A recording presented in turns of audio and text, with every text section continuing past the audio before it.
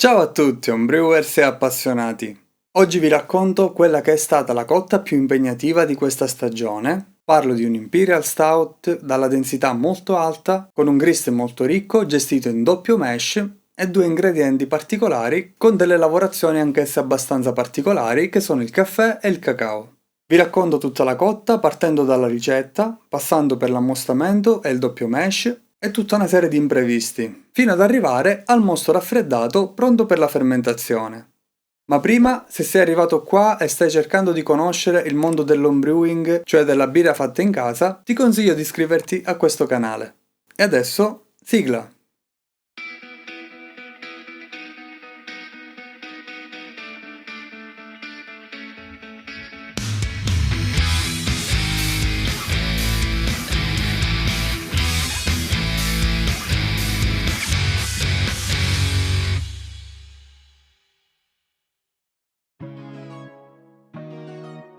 L'Imperial Stout rappresenta uno stile che per me è ancora una sfida da affrontare.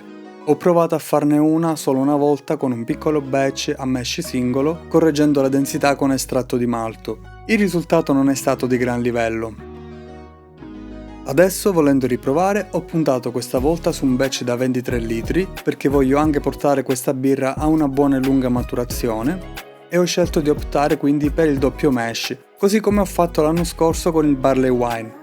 L'obiettivo è di raggiungere qui un OG di 1.111. Per il grist ho sfruttato un po' di vari malti base speciali che avevo in dispensa, ma si può usare in effetti un po' di tutto su questo stile. Non ci sono malti o grani che non si addicono particolarmente.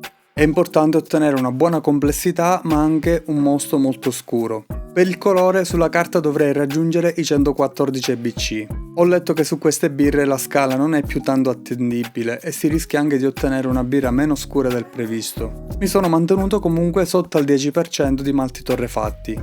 Per bilanciare appena i malti ho puntato su 66 bio d'amaro da raggiungere con una singola gettata.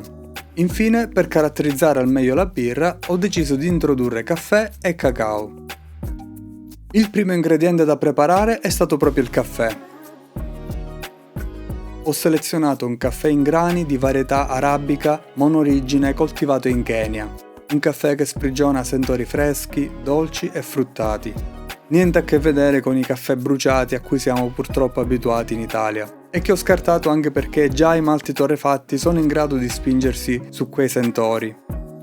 Per un Imperial Stout aromatizzato al caffè ci vuole qualcosa che abbia il gusto del caffè e non solo di caffè torrefatto. Ho macinato i chicchi con il mio macinatore da caffè ma con una regolazione più grossolana perché non andrò a fare un'estrazione di tipo espresso. Ne ho macinati 50 grammi e li ho versati in questa caraffa, dove farò l'estrazione a freddo. Nello specifico la tecnica si chiama cold drip, perché la caduta d'acqua avviene goccia per goccia, quindi l'estrazione è più lenta ed è quella che permette di ottenere maggiore intensità. Ho versato 500 ml d'acqua fredda e ho aperto il flusso regolandolo a una velocità di circa una goccia ogni 2 secondi. L'acqua attraversa il caffè passando da 2 filtri di carta per evitare che si crei un flusso canalizzato e l'estratto cola poi nella caraffa inferiore. L'estrazione a freddo tira fuori dal caffè sentori più freschi e dolci ed evita, come potete intuire, le note di amaro e i tannini. Ci sono tecniche più rapide, ma questa mi permette di estrarre anche più intensità. Per completare l'estrazione ci vogliono, in base alla regolazione, tra le 2 e le 5 ore. Per cui ho fatto una prima estrazione il giorno prima della cotta, mentre ne farò una seconda il giorno stesso per un totale di 100 g di caffè e 1 litro di estratto che ho sottratto all'acqua di spargi per mantenere i volumi da ricetta. Passiamo al grist. Come base 44% di Pale della Viking, 22% di Munich e 22% di avena in fiocchi. Come malti speciali 3% di Crystal Light, 2% di malto brown,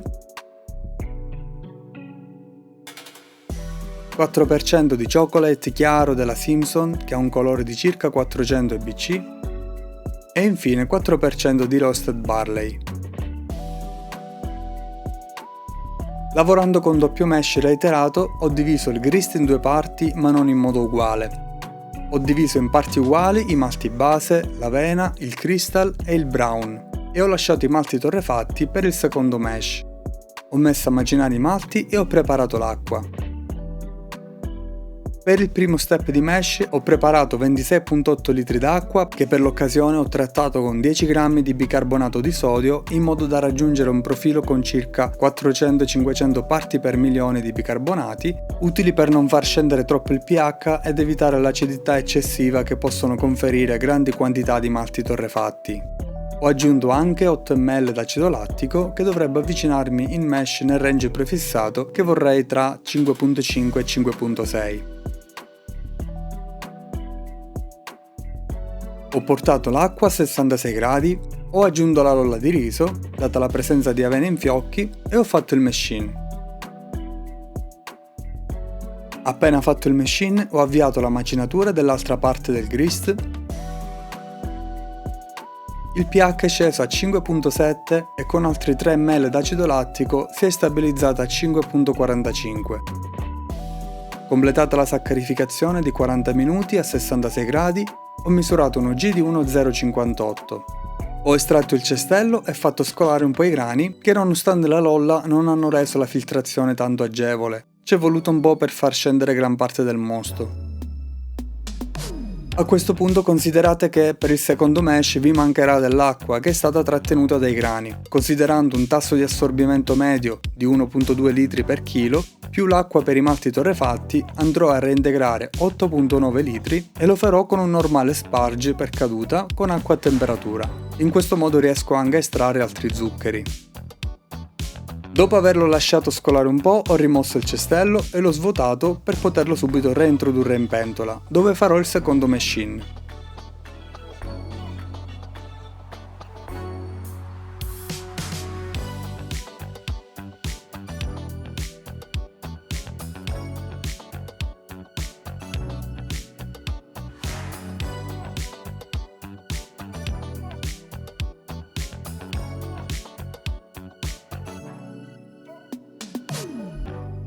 Fatto il secondo mash-in, avvio il ricircolo, ma vedo che il livello del mosto non copre totalmente i grani, quindi ho introdotto un altro litro sottraendolo dall'acqua di sparge.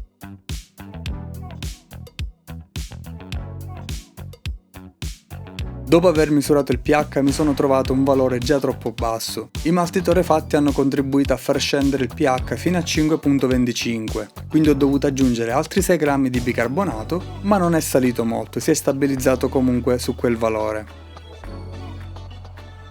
Ho avuto problemi in ricircolo. Nonostante la lolla di riso per aiutare la filtrazione, con il 22% di fiocchi che non è poi così eccessivo, il mosto fa davvero tanta fatica a scendere dal cestello. Vedo continuamente il mosto salire e fare aria sotto il cestello.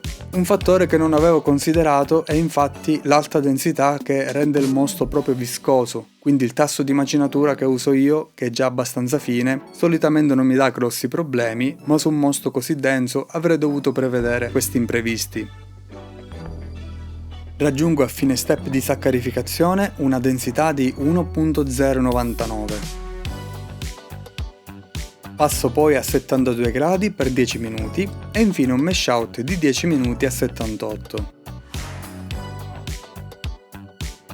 Qui arrivo al termine a un OG di circa 1.110, una densità mai raggiunta da me prima in questa fase. Anche il mio densimetro non so come ma è arrivato a macchiarsi internamente e poco dopo mi ha lasciato a piedi. Completato il mash out ho estratto il cestello e lasciato scolare, ma dopo 3 minuti ho constatato che il mosto a un certo punto non scendeva più. Non so se notate con il cestello estratto dove si trova gran parte del mosto, è tutto sopra. Ho dovuto smuovere i grani con la paletta, che è una cosa da evitare perché sporca tantissimo il mosto, ma non avevo altra scelta anche dopo aver atteso un bel po' di tempo. Dopo aver fatto scendere un po' di mosto ho avviato il risciacquo, anche qui l'acqua va a posarsi sopra e ci vorrà tanto prima che scenda. Ho smosso nuovamente le trebbie con la paletta fino a portare in pentola quasi tutto il mosto che potevo, senza strizzare le trebbie. Avendo il densimetro fuori uso non ho potuto misurare con precisione la densità pre-boil, ho intravisto un valore di circa 1.092. Avevo programmato una bollitura di 90 minuti, ma leggendo una densità attuale superiore a quella prevista di circa 7 punti, l'ho ridotta a 60 minuti.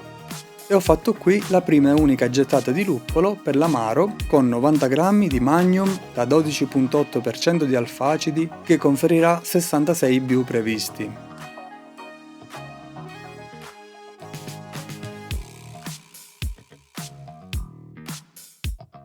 Negli ultimi 10 minuti ho aggiunto una buona dose di azoto libero come nutrimento per il lievito, che data la densità molto elevata può fare solo bene, e il Protafloc come chiarificante.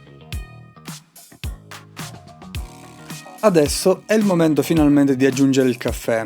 Ho scelto di versarlo negli ultimi minuti di bollitura per poterlo sterilizzare. Avendo fatto una lunga estrazione a freddo, non sono sicuro che si possa usare sul mosto freddo o in fermentazione. Penso che non sia così rischioso, ma ho voluto evitare. La mia preoccupazione è che però bollendo parte degli aromi si volatilizzino. Finita la bollitura, vado in raffreddamento e favorisco il ricircolo con la pompa e il braccio da Whirlpool.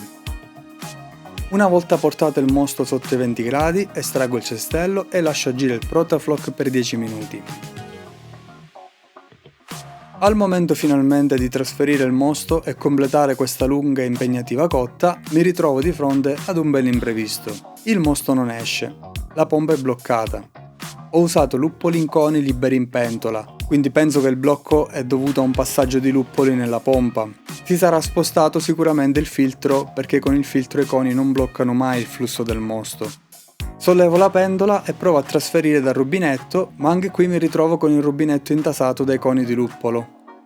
Ho provato anche il piano C, ovvero il sifone, ma il livello del mosto era troppo basso in pentola e il sifone non creava la forza necessaria, quindi anche questo metodo ha fallito.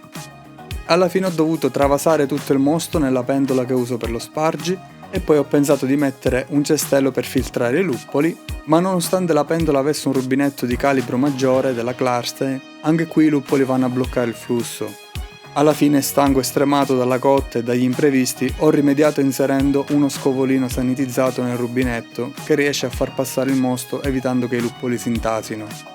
Non è esattamente la scelta più igienica, ma l'alternativa era quella di lavare e smontare la pompa dalla pentola Only One e rimettere il mosto lì, farlo sedimentare e trasferire. Ci sarebbe voluta almeno un'altra ora ed ero già alla 7ª ora della cotta.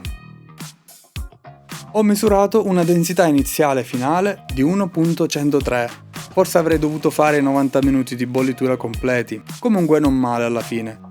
Ottenere una densità così alta su un batch da 23 litri senza aggiunta di zuccheri o estratti non è poco.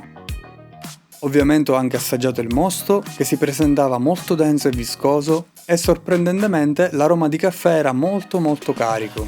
L'utilizzo di un caffè molto delicato come l'arabica, l'estrazione a freddo e la gettata in bollitura mi lasciavano un po' perplesso riguardo all'intensità degli aromi. Pensavo che il caffè andasse facilmente a volatilizzarsi e non rimanesse un bell'aroma. Invece devo dire che mi sono proprio ricreduto.